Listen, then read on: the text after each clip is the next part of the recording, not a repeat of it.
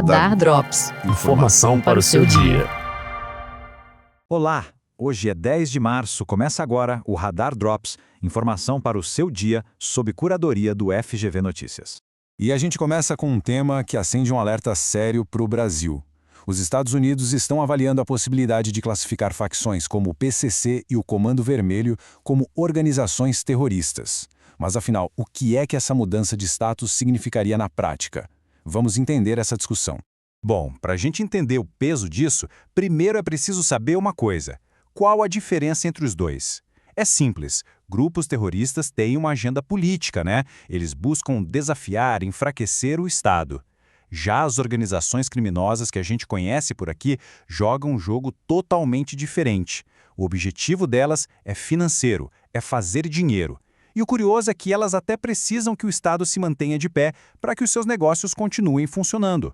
E quem reforça exatamente esse ponto é o Tiago Bottino, professor de Direito Penal lá da FGV e Direito Rio. Ele deixa bem claro, o que move essas facções é o dinheiro. Elas não carregam uma bandeira ideológica, não têm um manifesto político. A questão central é o lucro. Ponto. Tá, mas se a diferença é tão clara, por que essa classificação preocupa tanto? É que os riscos para a soberania do Brasil são enormes.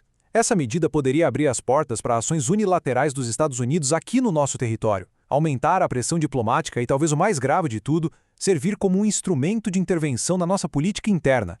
Isso é especialmente delicado em pleno ano eleitoral. Mudando de assunto agora, saindo do cenário internacional e olhando aqui para dentro, o que mais tem preocupado os brasileiros ultimamente? Uma nova pesquisa do Datafolha, recém-saída em março, ajuda a gente a mapear como anda a percepção sobre a corrupção no país.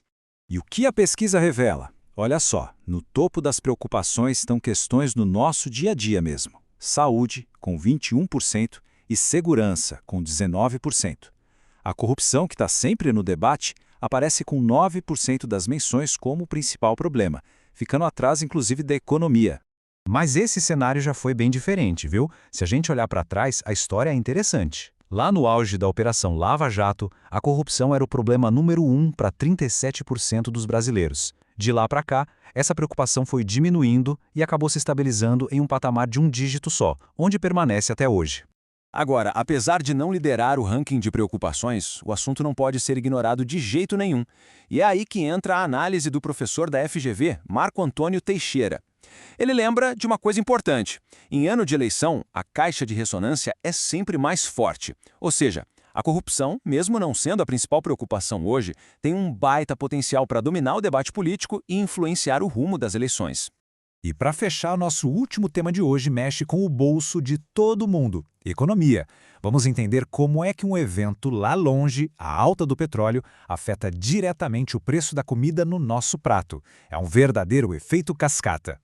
O mecanismo é bem direto. O barril de petróleo sobe lá fora e o preço do diesel sobe aqui. Como o nosso transporte depende das estradas, o frete fica mais caro e não para por aí. O petróleo também é crucial para fazer fertilizantes, o que aumenta o custo da produção lá no campo. O resultado final dessa cadeia? Carnes, grãos, hortaliças, tudo mais caro no supermercado.